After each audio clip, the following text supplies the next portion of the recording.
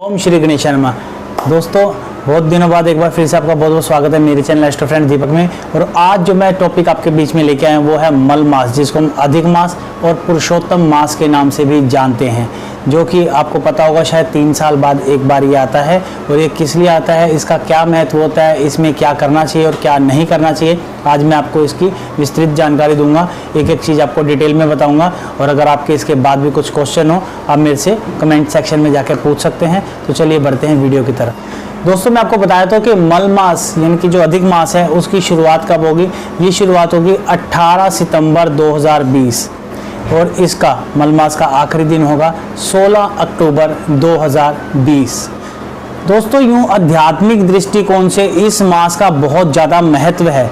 इसका कई शास्त्रों में बहुत अधिक एक महत्व बताया गया है, लेकिन इसको कुछ शास्त्रों ने दूषित माह भी कहा गया है। सबसे पहले मैं आपको बता दूं कि मल मास होता कैसे है, इसकी कैसे उत्पत्ति होती है। क्योंकि साल में 12 ही महीने होते हैं, जिस साल में 13 महीने होते हैं उस साल हम लोग मल मास यानी कि अधिक मास के रूप में मनाते हैं। सूर्य वर्ष जो होता है, सूर्य वर्ष जो होता है दोस्तों, वो होता है 365 दिन और 6 घंटे का। और जो चंद्र वर्ष होता है वो होता है 354 दिन का, यानी कि 11 दिन का डिफरेंस होता है। हर साल में जो 11 दिन का जो डिस्टेंस होता है, 11 दिन का जो डिस्टेंस, वो 3 साल मिलके 1 माह अधिक हो जाता है, जो कि चौथे साल में अधिक मास के रूप में ये मनाया जाता है, अधिक मास। तो ये पूजा पाठ की दृष्टिकोण से, आध्यात्मिक दृष्टिकोण से इसका बहुत ज़्यादा महत्व है, क्योंकि इसको कुछ शास्त्रों ने दूषित भी बताया है। और दूषित बताने की वजह क्या है, ये मैं आज आपको बताता हूँ। कहते हैं कि इस माह में, अधिक मास में, कोई शादियाँ, सगाई, मुंडन, कोई आप भूमि लेते हैं, कोई भूमि का पूजन, भूमि की कोई ऐसी कोई डीलिंग, या कोई मकान में गृह प्रवेश करना हो, किसी भी तरह का कोई भी कार्य शुभ नहीं माना जाता है। और इसके पीछे शुभ नाम मानने के कारण क्या राज है इसका, उसका कारण क्या है, वो मैं आपको बताता हूँ। दोस्तों, कि जैसा आप जानते होंगे कि सूर्य जो कि प्रति माह हर राशि में गोचर करता है, जब सूर्य बृहस्पति राशि, जिसके जो स्वामी होते हैं, एक धनु और एक मीन, जब उसमें गोचर करता है, उस समय ऐसा माना जाता है क्योंकि सूर्य अपने आप में उसका इतना तेज होता है, इतनी ऊर्जा होती है, जब वो बृहस्पति में गोचर करता है तो बृहस्पति कहीं ना कहीं दब जाते हैं, उनकी जो ऊर्जा है वो कहीं ना कहीं कम हो जाती है। बृहस्पति की ऊर्जा कम होने के कारण जो सूर्य है, कहते हैं उसका भी फल दूषित हो जाता है। तो ये एक मान्यता है। इस कारण से इस माह में किसी भी तरह का कोई विवाह, सगाई, भूमि पूजन, मुंडन, कोई ऐसा कोई संस्कार जो भी होते हैं, कोई भी शुभ काम होते हैं, वो नहीं किए जाते। किंतु आध्यात्मिक दृष्टिकोण से अगर देखा जाए तो इस माह में आपने देखा भी होगा कि जगह जगह कथाएं, भागवत कथाएं, राम कथाएं, कीर्तन, चौकी, मतलब कोई भी धार्मिक अनुष्ठान बहुत ही ज़्यादा होते हैं, क्योंकि इसको पुरुषोत्तम मास कहा गया है। पुरुषोत्तम मास दोस्तों, जो उत्तम पुरुष है वो भगवान विष्णु को कहा गया है। तो इसलिए खास तौर से ये भगवान विष्णु की पूजा के हिसाब से सबसे अधिक प्रिय मास कहा गया है। इसमें विष्णु जी की पूजा के लिए दोस्तों कहते हैं कि ब्रह्म मुहूर्त में अगर आप उठकर सुबह भगवान विष्णु की आराधना करते हैं, आराधना में आप एक मंत्र का जाप कर सकते हैं। वो मंत्र मैं आपको बोल के नहीं बता सकता, क्योंकि द्वादश मंत्र है, वो बोला नहीं जाता, और वो मंत्र है ये।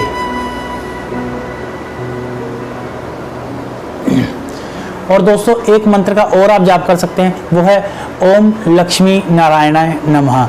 ये 2 मंत्र ऐसे हैं, अगर आपने इस माह में ब्रह्म मुहूर्त में उठ के इस मंत्र का जाप करके, अगर हो सके तो भगवान विष्णु को तुलसी की माला पहनाएं, नहीं तो कम से कम 2 तुलसी के पत्ते तो उनके जरूर अर्पित करें। इससे करने से क्या होगा, आपको एक विशेष आध्यात्मिक लाभ होगा।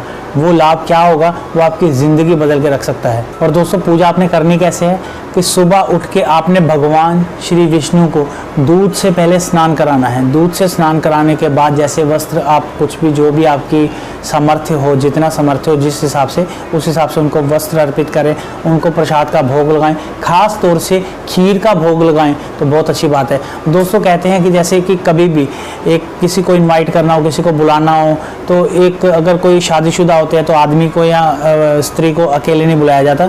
अगर हो सके आप लक्ष्मी माता का भी साथ में आवाहन करें और आप खीर का भोग लगाएं।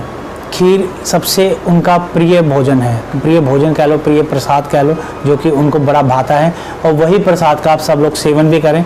इससे खीर के अंदर एक और गुण है, खीर खाने वालों का चंद्रमा और शुक्र ग्रह बहुत मजबूत होता है। चंद्रमा जो कि आपको मानसिक रूप से स्ट्रॉन्ग रखता है, जो आपको मेंटली स्ट्रॉन्ग रखता है, स्टेबल रखता है। जो शुक्र होता है, शुक्र ऐश्वर्य का ग्रह होता है, आपको सारी, आपके पास किसी भी प्रकार के सारे सुख सुविधा सब चीज़ है, लेकिन आप उसका लाभ नहीं उठा पाते। शुक्र ग्रह सुख का ग्रह होता है, तो आप उसके बाद ये भी देखेंगे कि आपका वो ग्रह भी बहुत अच्छा हो जाएगा।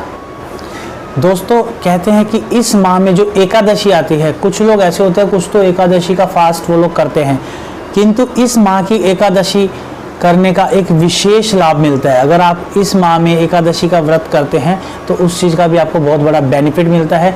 और दोस्तों साथ में किसी भी पवित्र नदी में अगर आपको कोई स्नान करने का मौका मिले या फिर आपको स्पेशल जाके किसी पवित्र नदी में स्नान करना हो तो आप स्पेशल उस चीज़ के लिए जाइए, जिसका आपको बहुत विशेष लाभ मिलेगा। और जो लोग खास तौर से पवित्र नदियों के पास रहते हैं, घाट, गंगा, जो भी गंगा हो, यमुना हो, किसी भी कोई भी घाट आपके पास पड़ता हो, तो आप वहाँ जाके स्नान अगर प्रतिदिन करें तो इसका बहुत एक विशेष लाभ आपको मिलेगा। क्योंकि कहते हैं कि इस माह में की गई पूजा का 4 गुना फल मिलता है। जैसा कि अभी सावन का महीना गया था, सावन का एक सोमवार 4 सोमवार के बराबर है, ऐसे ही इस माह में की गई पूजा का 4 गुना फल मिलता है, जैसा कि शास्त्रों में भी ये लिखित है। तो इसमें ये भी कहते हैं कि अगर आप एक माला करते हैं उसका 4 माला का फल मिलता है, अगर आप एक व्रत करते हैं उसमें 4 व्रत का फल मिलता है। अगर आप धार्मिक दृष्टिकोण से देखें तो ये माह आपके लिए बहुत ही शुभ माह है पूजा पाठ के हिसाब से। तो दोस्तों मुझे लगता है कि शायद जितना मैंने बताया आपको अच्छे से समझ आ गया होगा। अगर आपका इसके अलावा कोई भी क्वेश्चन हो या फिर आपको किसी भी तरह का कोई हाथ दिखाना है, कुंडली दिखानी है या अपने बारे में, बच्चों के बारे में कुछ भी पूछना है, तो आप मेरे को इन नंबरों पे संपर्क करें। इसी के साथ आप मुझे दीजिए इजाज़त।